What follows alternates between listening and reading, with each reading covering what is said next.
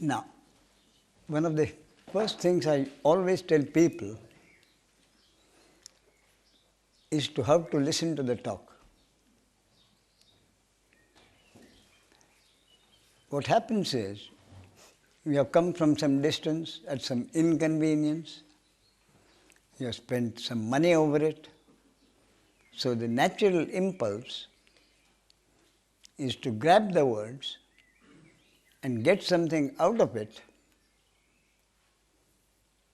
to get you what you want in your spiritual search. That is the natural tendency. And I want to tell you exactly the opposite. Don't try to grab the words. Enjoy the talk. Enjoy the talk by sitting back, relaxing, and let the words come to you. The example I usually give is a ball game, where the ball comes and someone has to catch it. Invariably, if the catch is lost, that's because the catcher tries to grab it. Where he sits, waits for the ball, and the ball comes into his grip, it sits there. So, try not to grab the words, let the words come to you. That's one thing. And the second thing is, when you listen to the words, when you listen, please try to listen totally. When I mean listen totally, what I mean is this. Again, there is a natural tendency to listen to something and try to argue against it while you are listening. I am not trying to tell you to get brainwashed. On the contrary, the very basis of my teaching is to investigate what you hear. So, but don't do it at the same time. First, listen to what is to be said. Get the concept wholly as I have it. Later, by all means, think over it against the conditioning you already have, against the concepts you already have. Find out how what I have said, how that concept tallies or varies or contradicts what you already have. And then that will raise questions which you can bring up tomorrow.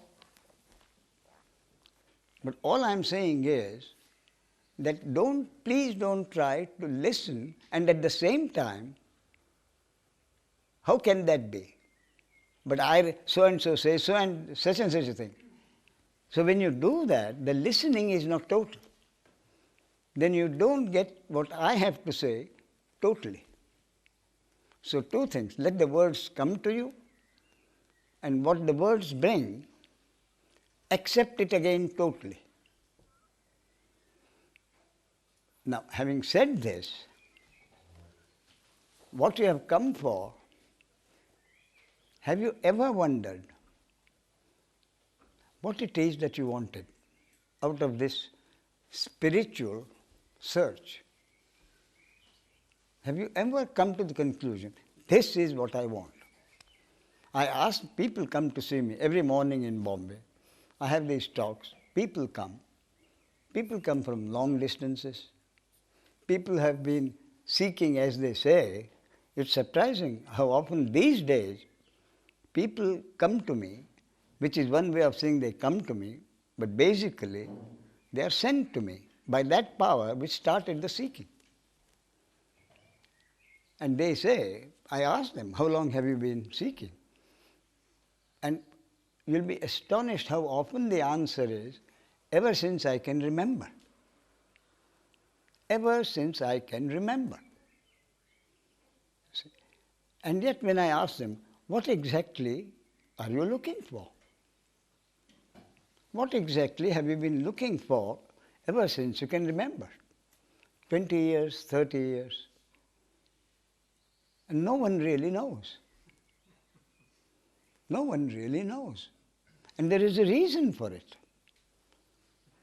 You really don't know what you have been seeking for 20, 30 years for a very simple reason. You didn't start the seeking. You did not start the seeking. How can you know what you are seeking? The seeking has happened. So, who has started the seeking? Who started the seeking? The same power has started the seeking, the same power which is functioning through you and every human being has been functioning and is functioning. The same power which is functioning through each of the human beings started this kind of seeking through you and those who start the seeking. And for that reason, that power has designed those seekers' bodies, human beings, with a particular kind of programming. That is why this seeking is happening through you and not through thousands of others.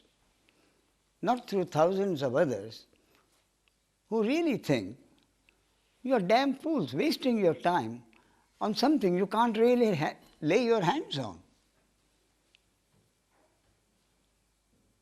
You see? So, my point is, you have never been a seeker. Seeking has been happening through you. So, that's one thing. Another thing that happens is, people come, 20 years, 30 years, they've read many books, they've been through many gurus. So I asked them, at the moment, having seen all the people, having read so many books, is there some clear understanding that you now have about what you are seeking? Again, it is amazing how few people have anything like a clear idea about their present understanding. They don't. Everybody has a crazy, has a confused idea. So I tell them, I have asked you, what is your understanding from your own understanding or from so-and-so, from ABC or from XYZ? You are not able to tell me. When you go back and somebody asks you, you have seen Ramesh, what does he have to convey to you? Is there something he specifically wanted to convey to you? Then I would like that answer to be yes. He says this, he says this, he says this, he says this, and I don't agree with any of it. That you are entitled to. But at least I want you to be sure what you thought you have understood from me. Therefore, my next point is, whatever I say is a concept. I don't want you to make a mistake. And you will find me repeating it as often as I can remember. This is a concept. You will find me repeating, this is a concept. Why do I do it? Because if you don't remember it, then every 10 seconds, your mind intellect will say, what Ramesh says seems to be logical. But is it the truth? That's what your mind intellect will keep badgering you about. What Ramesh says seems to be logical. But how do I know it is the truth? Therefore, please understand, what I am saying is not the truth. It may point to the truth, of course it will, but it is not the truth. So once your mind intellect accepts that it is not the truth, you may be able to listen to what I have to say as a concept, which it is. What is more, I would dare to say that anything anybody has ever said, whether it is Jesus Christ, or Lord Buddha, or Ramana Maharshi, or Ramakrishna Paramhans, whatever anybody has said at any time is a concept. A concept being something which some people may accept, some people may not. That's what makes it a concept. What is more, I would dare to say, anything any scripture of any religion has ever said is also a concept. Again, the concept being something which some people accept, some people don't. And we have religious wars for that very reason. Concepts of one religion are not acceptable to concepts of other religions. So, whatever I say and whatever you have heard before is a concept, which, as I repeat, by definition is, which some people may accept, some people may not. Then, is there any truth at all? Is there anything which can be called truth? If everything anybody has said is a concept, is there any truth at all? Truth, by definition, being something which no one can or will deny. That is the truth. Something which some people accept, some deny, is a concept. So is there a truth at all which no one will deny? An atheist may come to me and he says, Ramesh, look, I have a doctorate in comparative religions. I've been deeply conscious of religion and the spiritual search, but I honestly cannot accept that God exists. Now, God is a concept. So I'll tell him, you are entitled to think that God does not exist. But whether God exists or not, do you doubt that you exist? Even the atheist will not deny that he exists. He may think he exists as John or Tom,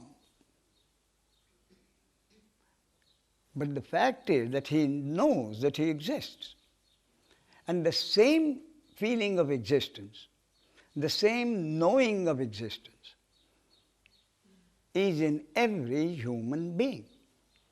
Therefore, no human being can deny that he exists. And that impersonal awareness of existence, I am, I exist, I am, that impersonal awareness of existence, I am, is the only truth. And even talking about that I am becomes a concept.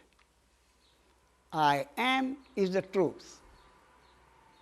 I am John is an untruth. John is the untruth which covers or hides the truth I am. And John has been trying for 30 years to get the truth. John is what covers the truth, I am. And it is John who is trying to grab the truth.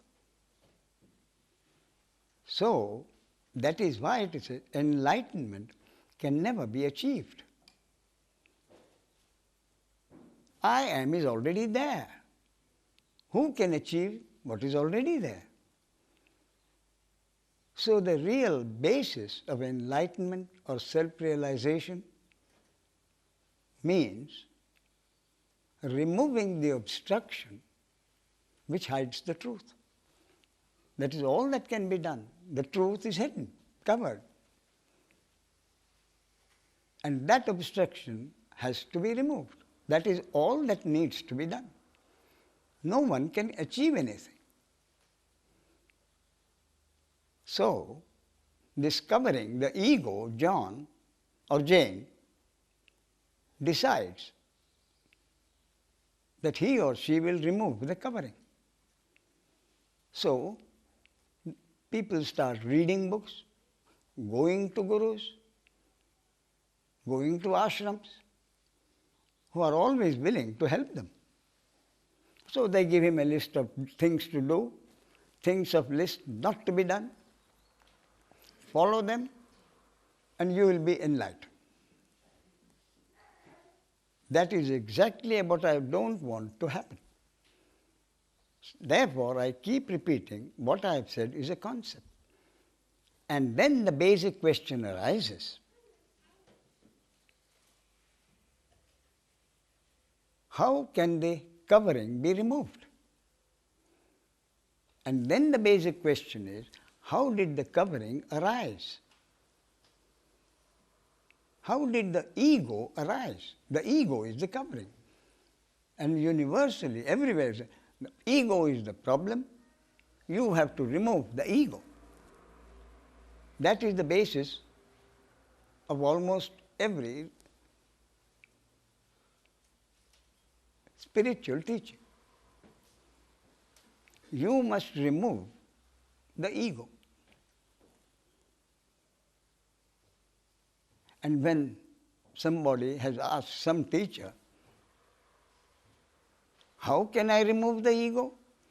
The teacher got mad. Don't ask stupid questions. But that is the very basic question. The ego has to be removed, and the ego is told to remove the ego. So the basic question I have to ask myself, or any seeker, how did the ego arise? You didn't create the ego, because you are the ego. You, the seeker, are the ego. That is why in the very beginning I said, you are not the seeker. So how did the seeking begin? The seeking began as part of life, as part of the functioning of manifestation.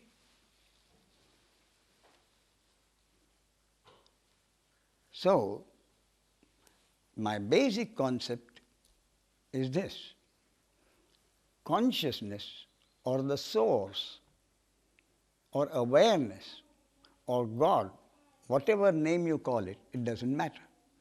There is a source.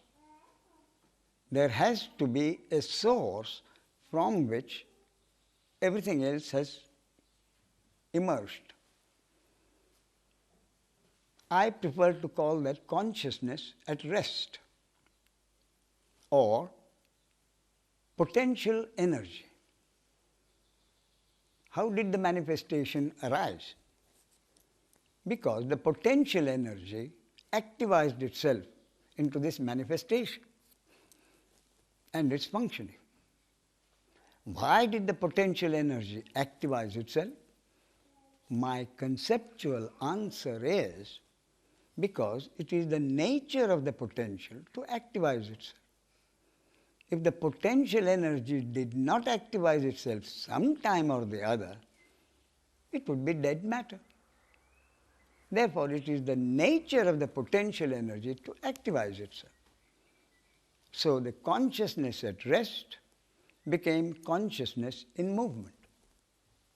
And consciousness in movement meant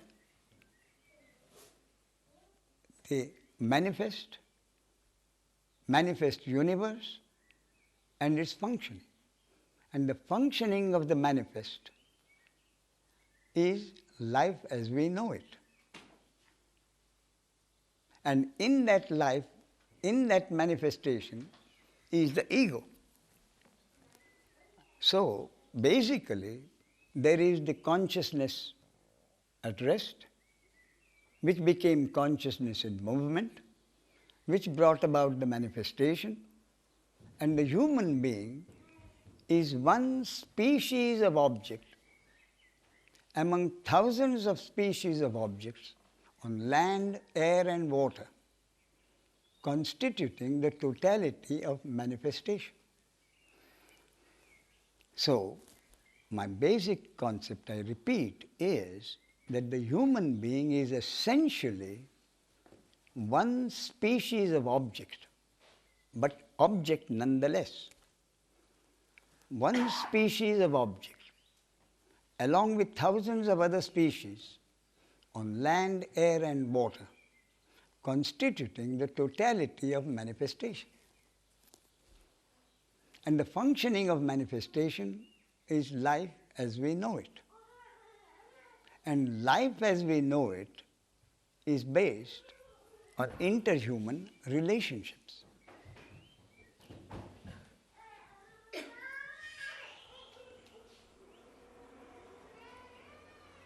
Friendship, enmity, love, hate, and all the interconnected opposites of human relationships.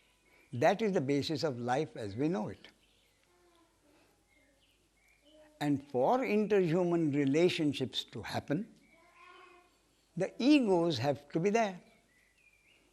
Each body-mind organism has an ego, and the interconnection between the different egos is the interhuman relationships which happen in life. So for life as we know it to happen, the source of consciousness of God had to create the ego. So the ego was created by the source of God. And it is the same source of God which created the ego, at the same time started the process of destroying the ego in a limited number of cases. I repeat, the same source, consciousness or God, had to create the ego for life as we know it to happen. And the source at the same time started the process of destroying the egos in a limited number of cases as part of life, as part of the functioning of manifestation, as part of phenomenality. So the creation of the ego and the destruction of the ego in a limited number of cases was part of the impersonal functioning of manifestation. So God created the ego, God started the process of destroying the egos in a limited number of cases. Now, what is the human being through which God has started the process of destroying the ego? It means that every human being, again a basic concept of mine, every human being is basically, I repeat, as I said, an object. But a unique kind of object, a uniquely designed, a uniquely programmed object, through which the source or God has been functioning and bringing about deeds or actions which the ego has been saying are his or her actions. That is the basic concept. I repeat, it is the source or consciousness or God which has created the human being, each with a unique programming or design, so that unique actions could be brought about by the source through each body-mind organism, which the ego considers his or her actions.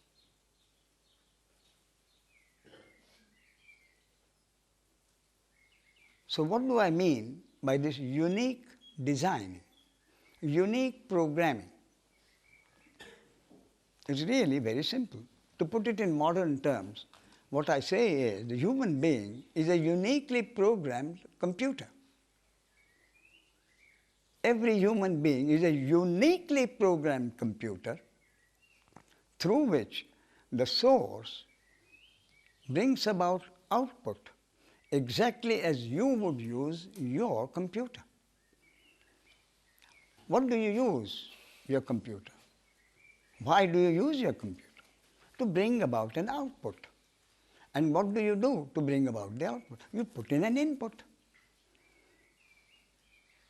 And the programmed computer has no choice at all in bringing about an output. That the computer has to bring out an output strictly according to the way it is programmed.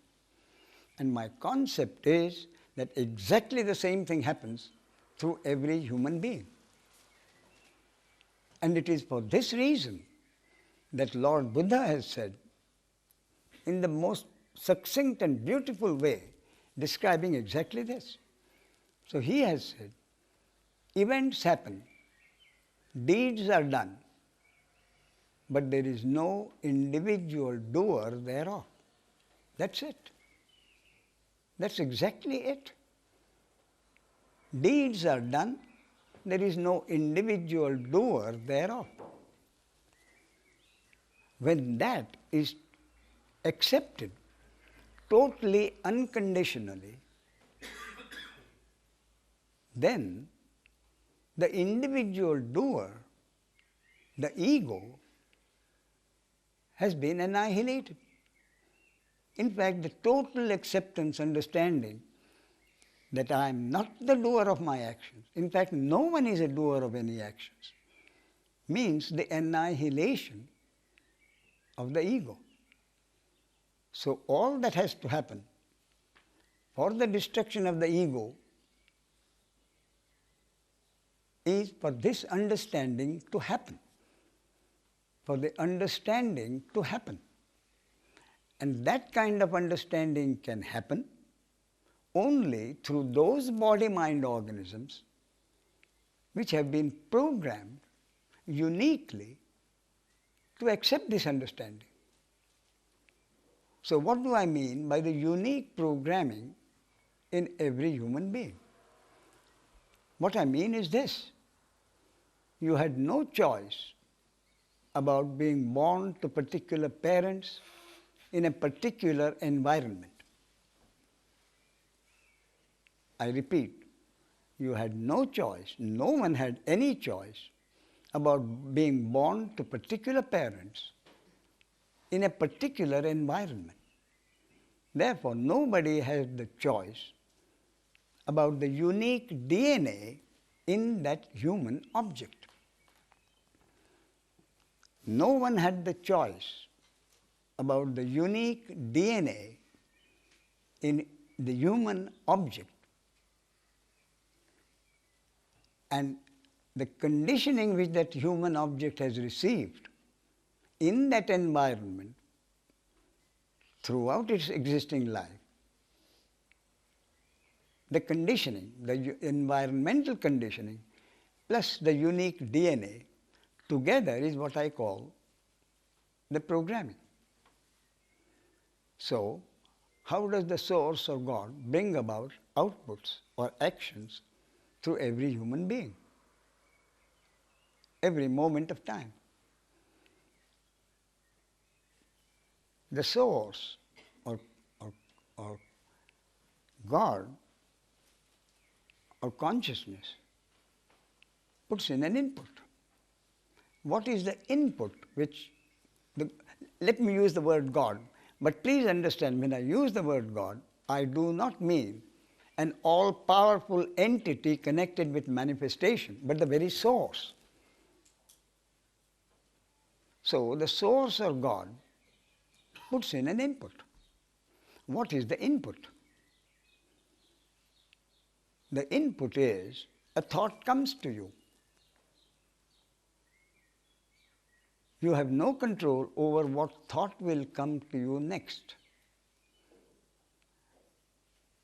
By the same token, for the same reason, you have no control, truly you have no control over what will be seen next, or heard next, or any of the senses, or smelt next, or tasted next, or touched next. No one has any control over which object, which sense will come in contact with. And that is the input. A thought comes, something seen or heard is the input, which the source or God puts in. The brain in that human body-mind object reacts to that input and brings out an output, which the individual says is his act or her act, and that he or she is responsible for it.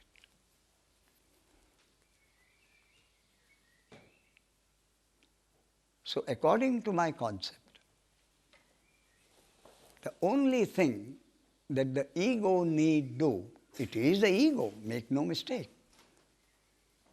Whatever sadhana, whatever spiritual practice is done, it is done by the ego. So, according to my concept, all that the ego has to do, call it sadhana if you like, all that the ego has to do is to find out whether any of the actions which have been happening through that body-mind organism were his actions. The basis of what I am saying, the basis of this sadhana is Ramana Maharshi's self-inquiry. Who am I? Ramana Maharshi says, find out, who am I? Which he further says, a question comes. Ramana Maharshi says, find out who wants to know. Who wants to do? Who wants to know? Who am I? I meaning the me. Meaning, is there a me at all who does any action? The me exists only because the me thinks he or she does actions. So basically, all that has to happen is for the ego to come to the total unconditional confirmation that any action which he thought was his action has turned out on investigation not to be his action. That is to say, turned out to be something over which he had no control at any stage. And that has to happen only from personal experience. So because Ramana Maharshi says that, or I say that, or you find it in some book, is a concept. But that concept becomes the truth for the individual ego only from personal experience. So from personal experience, the ego has to find out. At the end of the day, specifically the sadhana I mentioned, this investigation, self-investigation comes to this. At the end of the day, if you can take half an hour away, sit back quietly, review the actions which have happened through the day, which you have been considering as your actions, investigate them, find out how the action started, find out exactly what led to an action which you thought was your action. And I dare to say that if this investigation is honestly done, you will have to come to the conclusion that what I thought was my action simply happened as a result of a conglomeration of circumstances over which I had no control. Even the simplest thing. I tell people who come to my talks in Bombay, at the end of the talk, it will be lunchtime. So you go to a restaurant. You think you have gone to a restaurant. A simple thing like that. find out, how did I happen to be sitting here in this restaurant? And you will find somebody suggested something. You agreed with it and a whole group went to that restaurant. Or on your way here, you saw the name of a shop which seemed clean enough. That was the input, something seen. The brain reacted to that and decided, after talk, I'll come here for lunch.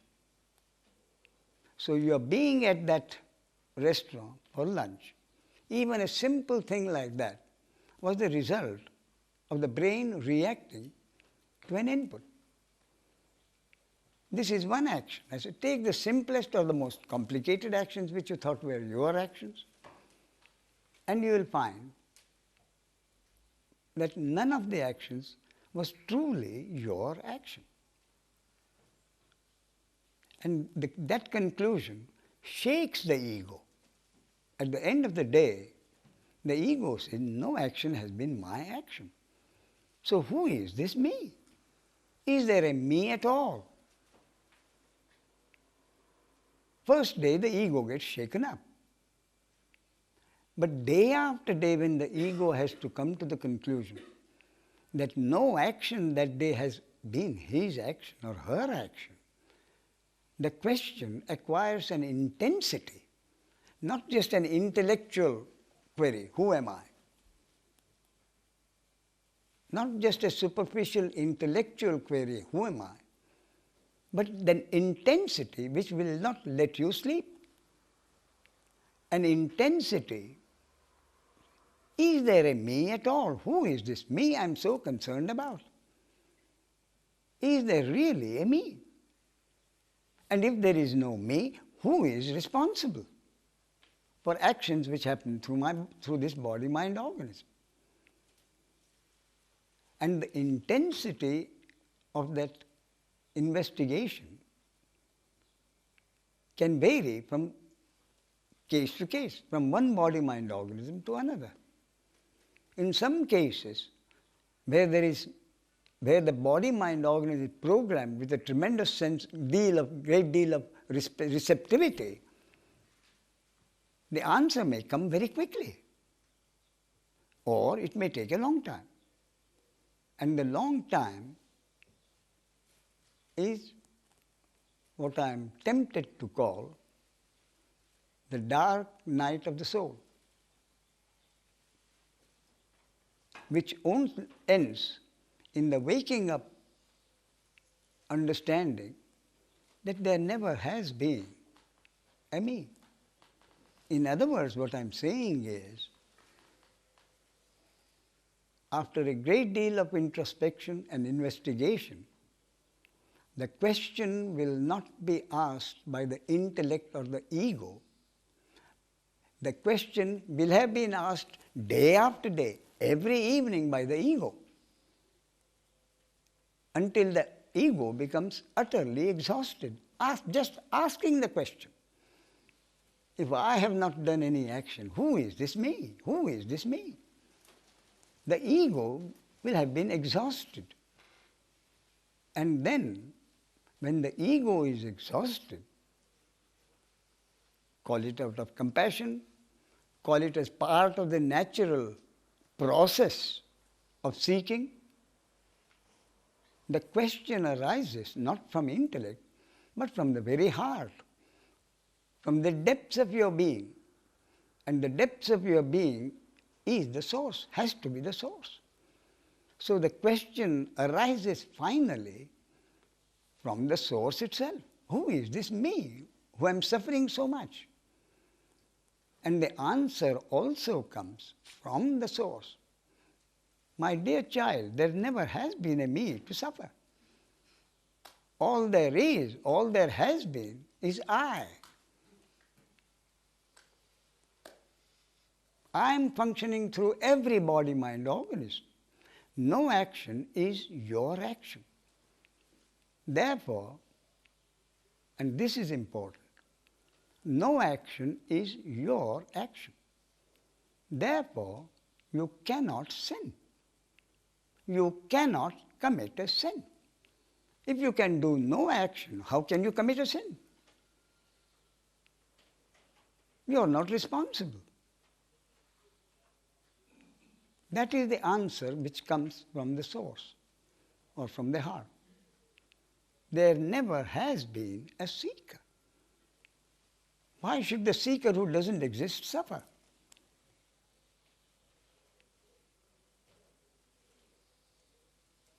Now that is an answer which comes from the heart. There is no question of not accepting it. So the answer that there never has been a me is accepted, totally accepted. But this acceptance presents a practical problem, which is a valid problem and has to be dealt with. The valid problem is this. I, this me, the ego, has the problem. The ego says, I totally accept no action is my action. But I have to live in a society which does not accept this understanding. I have to live in a society which holds me responsible for all my actions. How do I do that?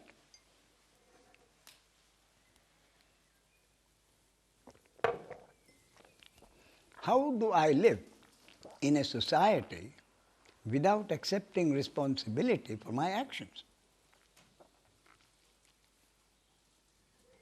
That's a valid question. And the answer is, you live your life in society from now on, after the understanding, exactly as you have lived your life so far. Only difference is, so far you thought you were living your life. Now you understand that your life is being lived. And whatever happened because of the actions in the past will continue to happen in the future. Therefore, the answer, straight answer is, you live your life making decisions as if there is a you making the decisions, as if you make the decisions. Then the question of responsibility. The society holds me responsible for my actions. What does that mean? Responsibility depends only on consequences. Responsibility, the word responsibility, is directly connected with the consequences. In other words, what the society tells you is, you do an act, you will be held responsible for the consequences. So with this understanding, what is the understanding? The understanding is essentially, no action is my action. It's not my action, then whose action is it? It is the action of the source. It is God's action. And curiously enough, you can call it tragically or comically, this is what every religion says. The Christian, thy will be done. Very clear in 4 words. Thy will be done. And the same thing in every other language, every other religion. Thy will be done. And yet you say, I am responsible for my actions. If thy will be done occurs in every case, who is responsible for whose actions? So thy will be done means that any action which happens through any body, mind, organism is the will of God. Any action which happens through any body, mind, organism is the will of God. And the consequences of that action are also the will of God. And the will of God in respect of every human being, every human object, that is born, God's will in respect of every human object that is born is what may be called the destiny of that human object. God's will, I repeat, in respect of every human body-mind object is the destiny of that body-mind object, which again, according to my concept, is stamped at the moment of conception. So if it is the destiny of a conception not to be born at all, that conception will be aborted, willingly or unwillingly. But if it is the destiny of that conception to be born and to live for a particular span of life, what happens to that born object during that predestined span of life, every moment, is God's will and the destiny of that body-mind organism. Until about a year ago, we had a body-mind organism called Mother Teresa, so programmed that only good deeds happen.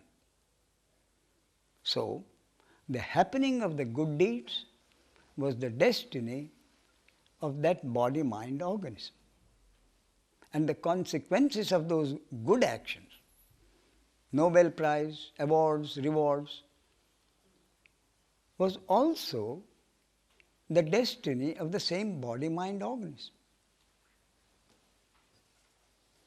On the other hand, during the Mother Teresa's time, there must have been a body-mind organism so programmed that only evil, perverted deeds happen.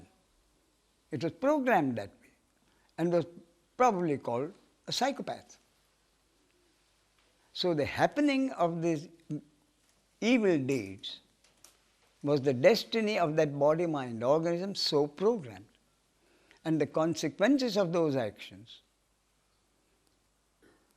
being sentenced to death or kept in a jail or an institution, was also the destiny of the same body-mind organism called a psychopath. And both the body-mind organisms were created by the same source. Why? Because the basis of life as we know it is the existence of interconnected opposites.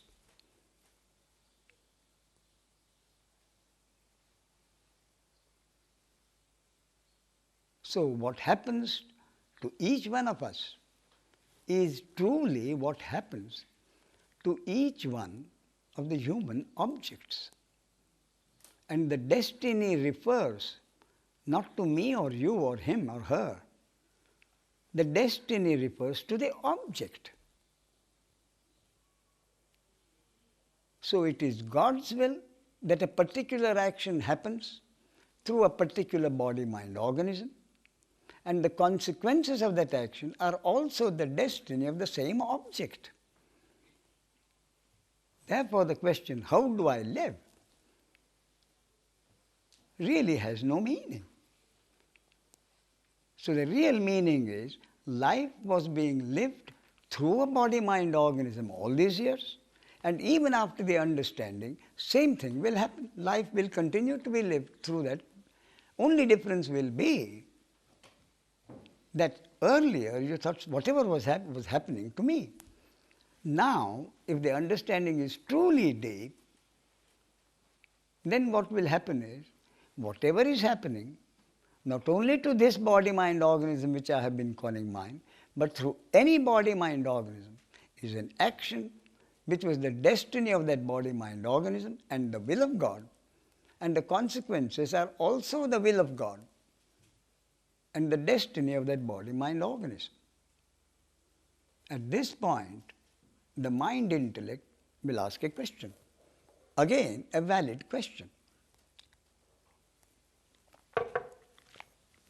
On what basis does God decide the destiny of each body-mind object? On what basis does God decide? And the answer is truly simple. Again, investigate. Who wants to know? The one who wants to know is a created object, wanting to know the will of the creator subject. How is that possible?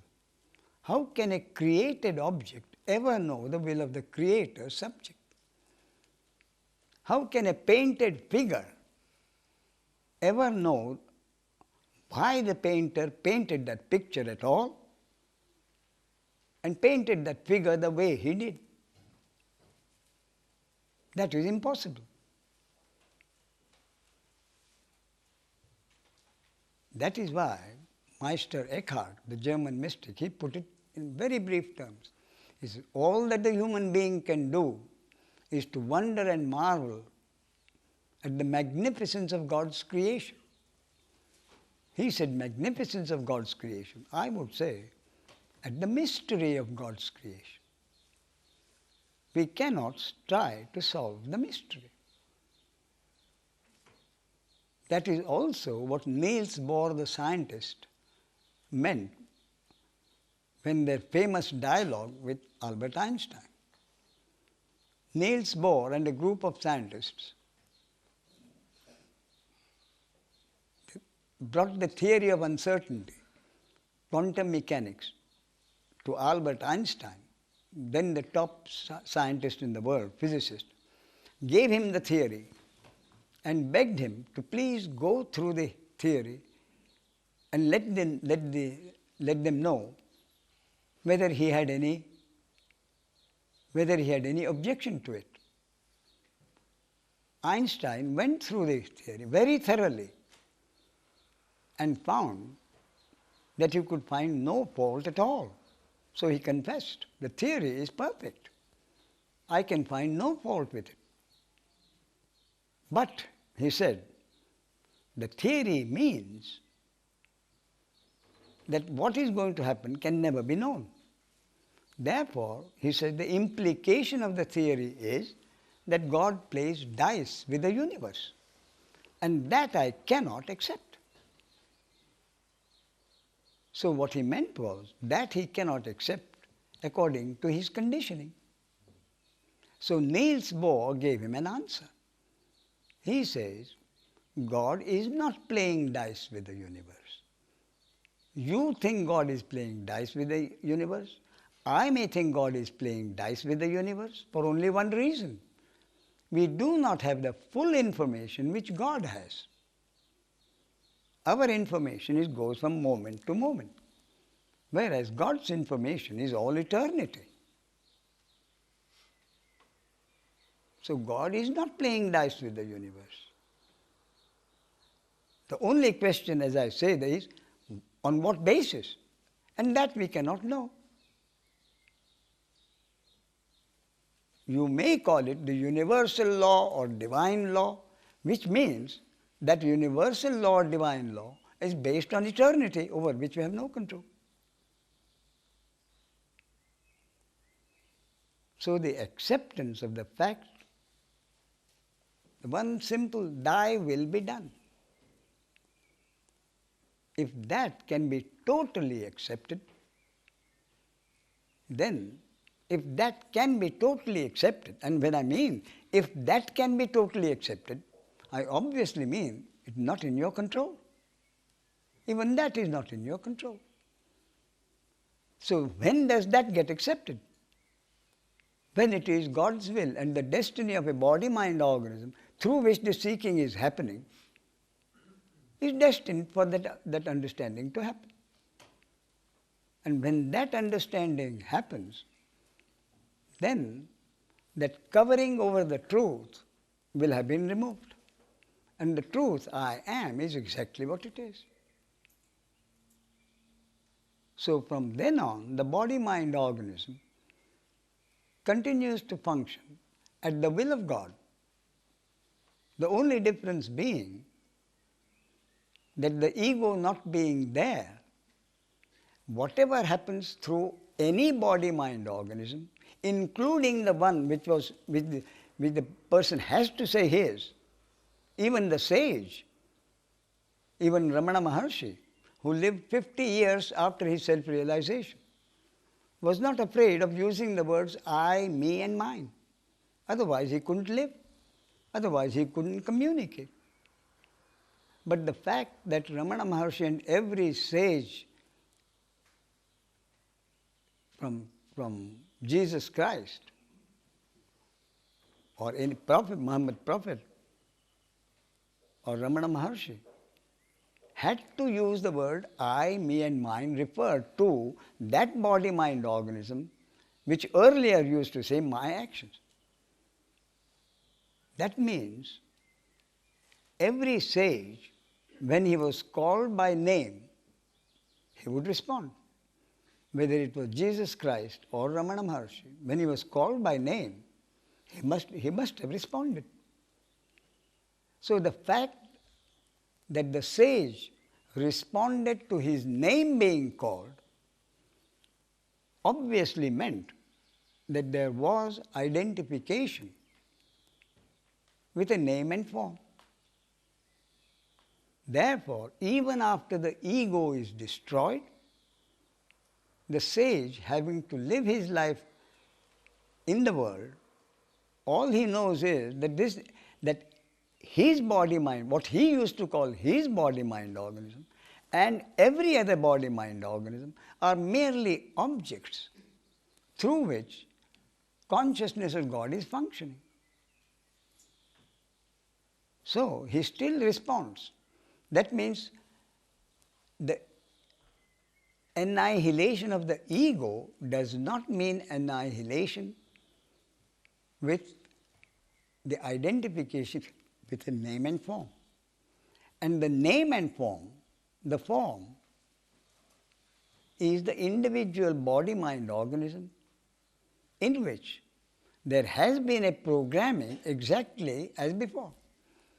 So the happening of the understanding does not basically alter the programming. So the programming continues to be what it was. Therefore, the reactions to the input in that body-mind organism of a sage continue to be what they were before, but the only difference is the sage no longer considers it his action, and anger arises. Anger may arise in the case of a sage. Anger arises also in the case of an ordinary person. Where is the difference? The difference is this. The ordinary man reacts to that anger and the involvement happens.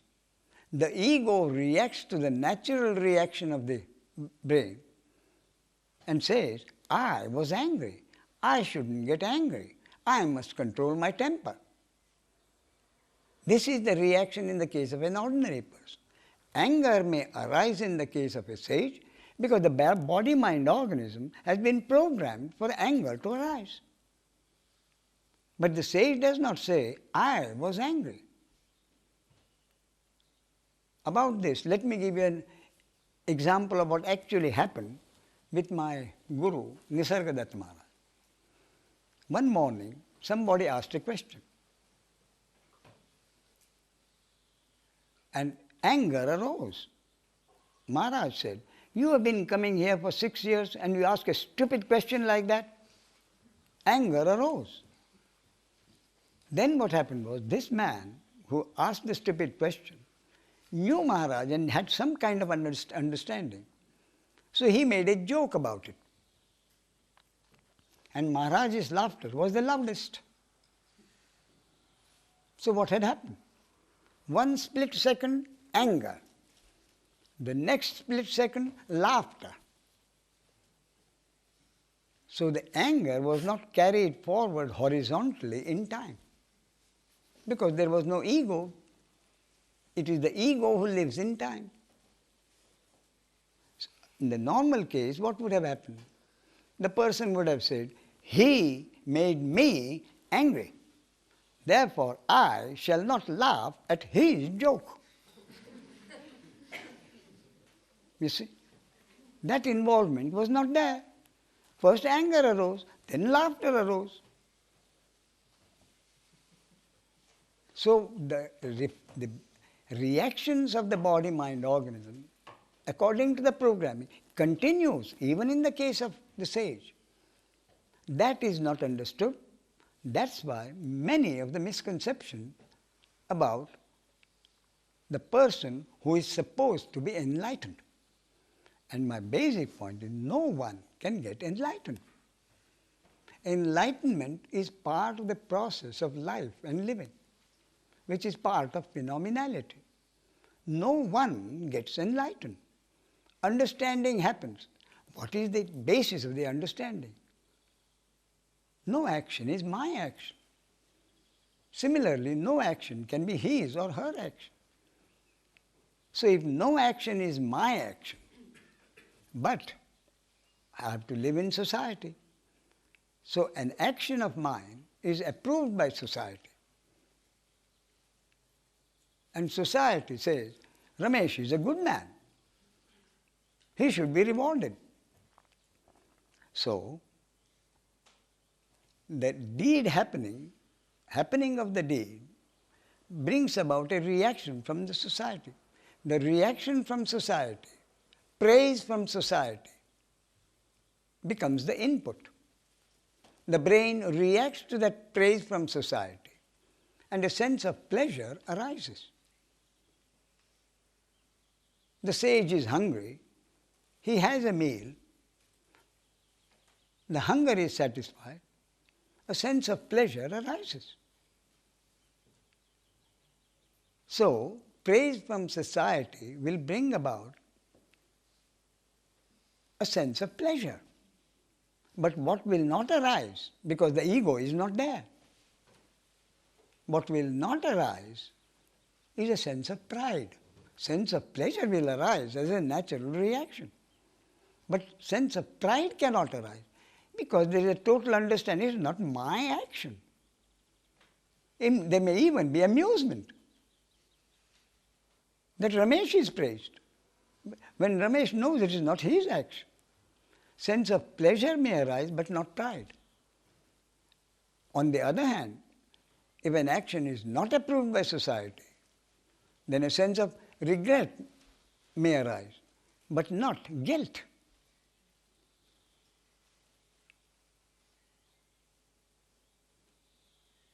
Society does not accept your thing.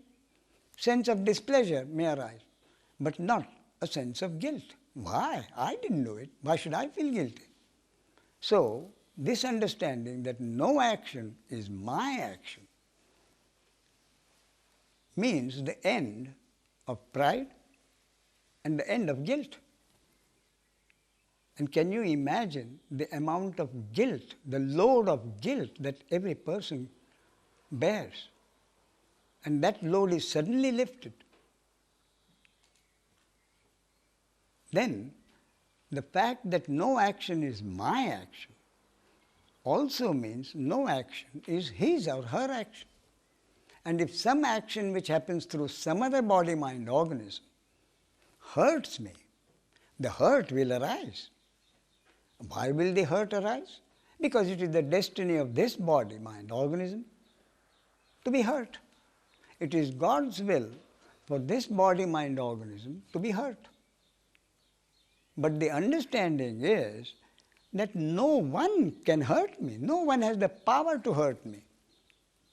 Therefore, hurt will happen, physical or mental, depending on the programming. But what will not arise is hate for someone, because no one has done anything.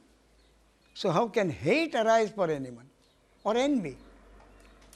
So the total acceptance that no one does anything means no pride, no guilt for actions which happen through this body-mind organism, and no hate or envy for actions which happen through some other body-mind organism.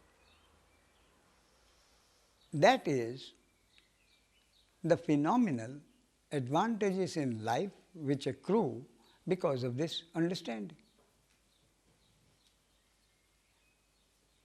But I repeat, the basic programming in the body-mind organism of a sage will continue more or less the same way. Therefore, it is our experience that some who are known as sages behave in a different way. The behavior happens according to the programming. No one does anything. If that is understood, a lot of misconception about sages and their behavior will not happen.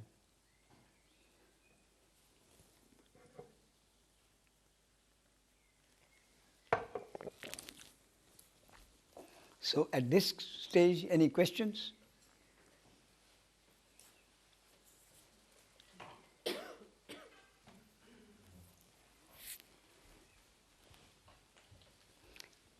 Questions will arise in the mind sometime during the day. So we have 4 more days. Please. Hello. Indrani. Oh, I see. Yes, please. Go ahead. I was going to say that if I think that I'm in here and that you're in there, then, and I is an illusion, then who do I think that I'm talking to? I'm sorry, I'm not able to hear. Could you speak a little? Louder, yes. Is that better? Much better, yes. Right. If I think that I am in here and that you are in there, yes, and that I is an illusion, then who do I think that I am talking to? See, what happens is this. You think you are talking and I am listening. Or I am talking and you are listening. The way I understand it is that a conversation is taking place through 2 body-mind organisms. A conversation that is supposed to take place at this moment. There is no you talking to me. There is conversation happening between 2 body-mind organisms, and the conversation that is happening is exactly what was supposed to take place here at this moment.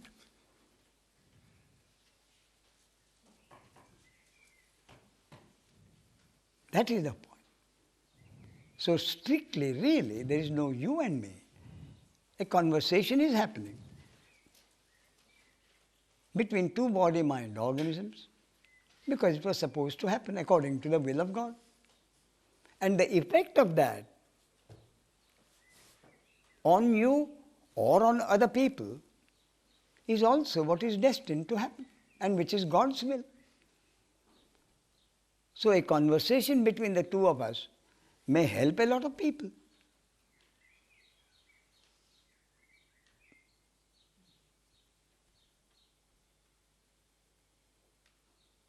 I understand the words, but intellectually, but I don't really know it. But I'm glad that I asked the question.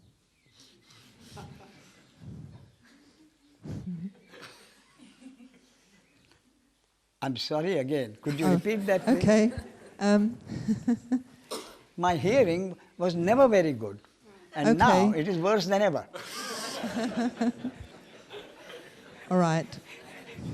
I have to remember what Yes. I just said. I understand your words. Yes. And I am glad that I asked you, Yes. or who I think you are, the question. Though I don't understand it. Yes. On one level, Yes. I do, and it's very tantalizing. Yes. Because I don't on another level. Yes. Do you get it? Did you? You see, What is the basic? Basically, some ego wants something. Yes. Isn't it? You want something. Yeah.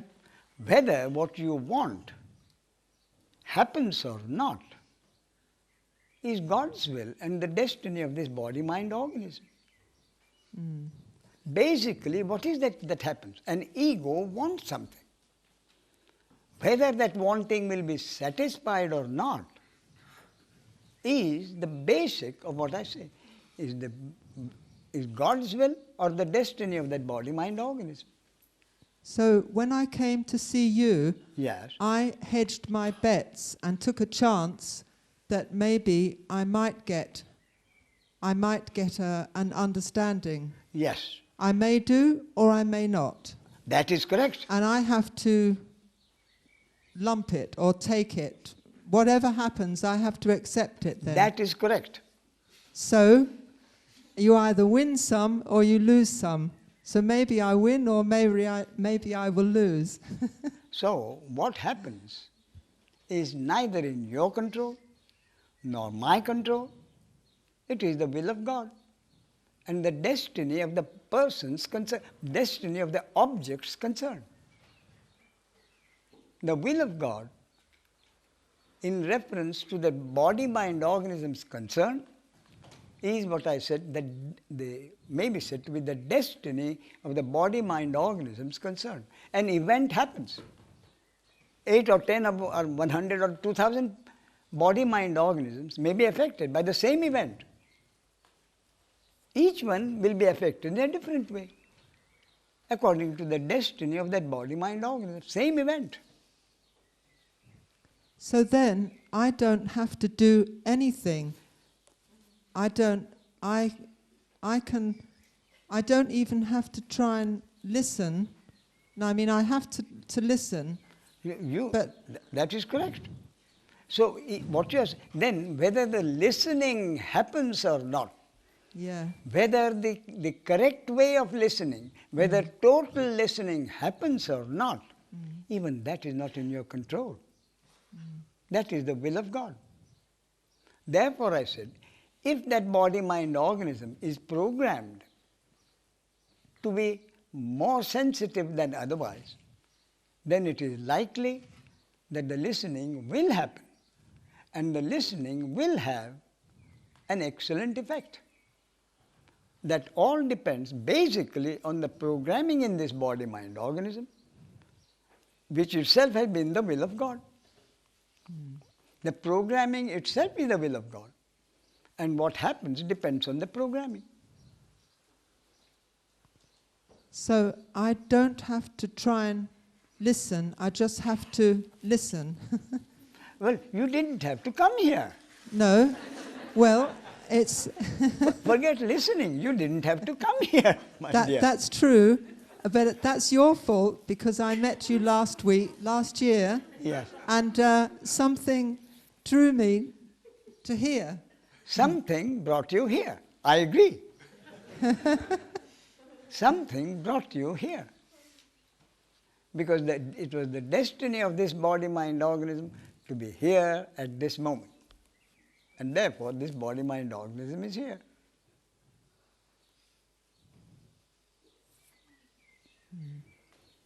Okay, I can't say any more to you really because I'll have to think about it. Yes, do. Thank you.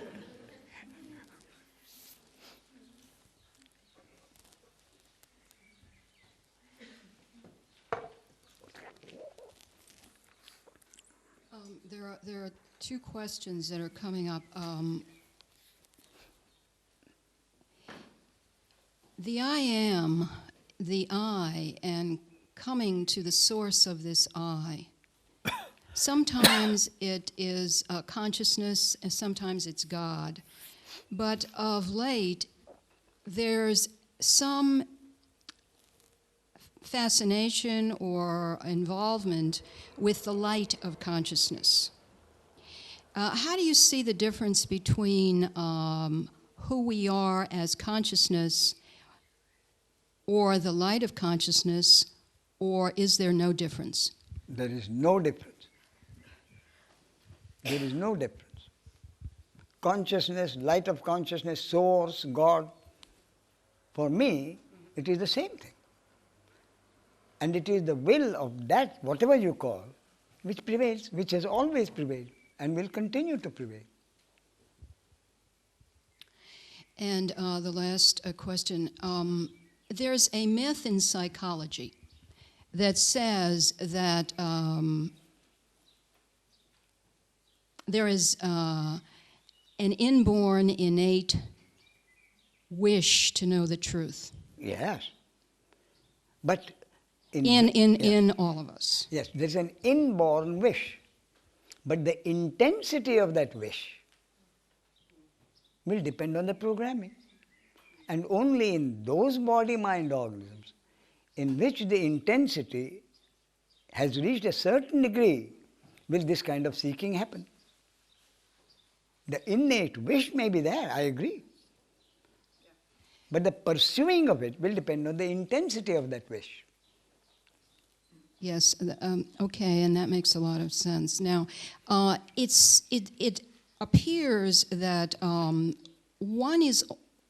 a person called a person can be more or less involved with the programming, and that one can, at some point in the life cycle, choose freedom in a moment to lay aside the story, the involvement with the story, the obsession, the fixation, the dwelling, the fascination.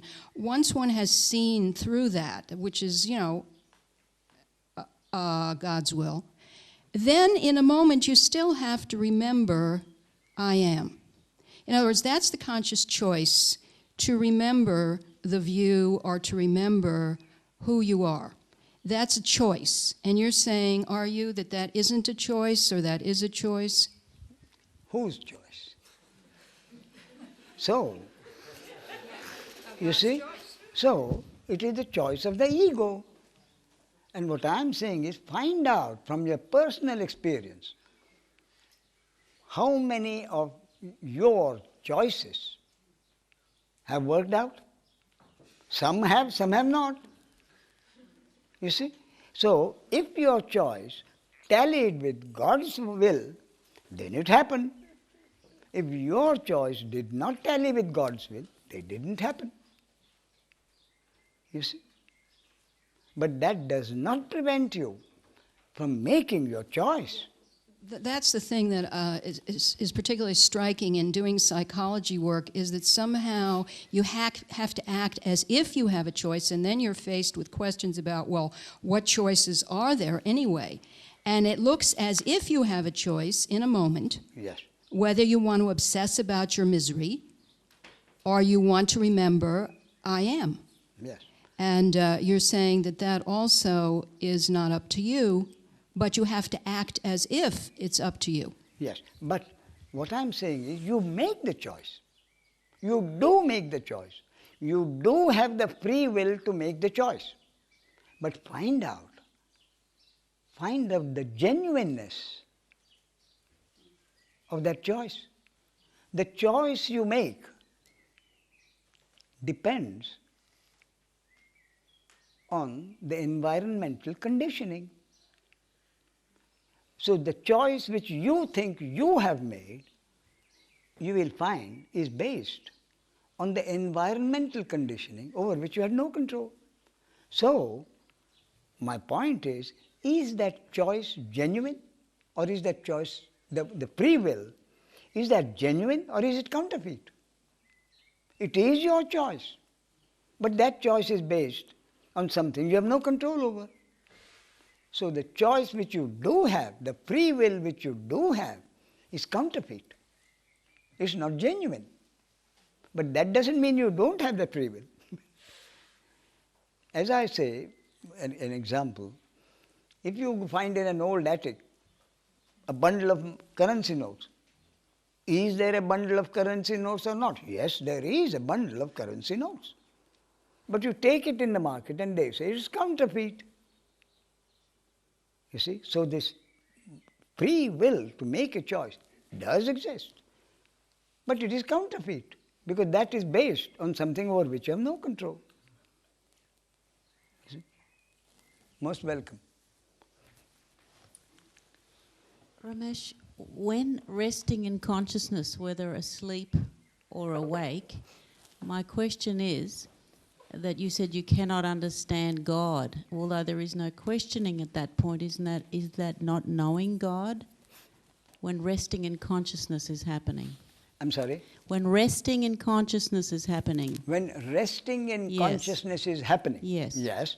Either asleep or awake. Yes. At that particular moment, my Yes. question was, when you said you cannot understand God, is that not knowing God? Now wait a minute. When resting in consciousness is happening, who will ask what question? Well, then no, but now I'm asking. So, the happening of that answer, the question arises. Yes. So ask the question. Well, now I am asking the question. Yes. So what is the question? Is that not being in God? Is that not oneness? Same as... No. The question... It's not wait a minute. Okay. The question being asked at that moment is exactly what was supposed to happen through this body-mind organism. That is exactly what the question being asked had to happen through this body-mind organism at this moment.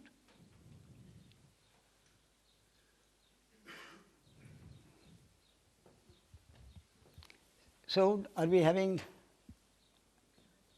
bhajan today? Now? Yes, if you want. Sure. Because there are still 3 or 4 days more. So so think up more questions and we'll make up tomorrow's talk. Now we can have some bhajan. Yes. You want to ask? All right. Please. When you were talking just now, Yes. it seemed you said what happens might be good for everybody, it might be excellent. I just feel in myself, I've been like searching many years, so this, if you like, body-mind organism is programmed that way. And my brothers, for example, they're not. Would you say that, like, if you have this urge in yourself, if you have this feeling with the hole in the heart sometimes, that you will not be happy, you will not be content unless it reaches that conclusion? In a way, is it better? Is it more fun? Is it more joyful to be enlightened or to be like realized? Or why bother? Why not? Why not just carry on and live and eat and drink and be merry and so on and die? So why not? Yes, because there is that search, that feeling there. So in other words, you have provided the answer. Why not? Because you are not programmed to. That's what you have just answered. And if one is programmed, what to do? I'm sorry. And if one is programmed, then what to do? That's so. What the ego wants is, almost always, the ego is not content with the programming. The ego wants the programming to be changed. You see, and what is more, the ego wants God's world to be different. Very different.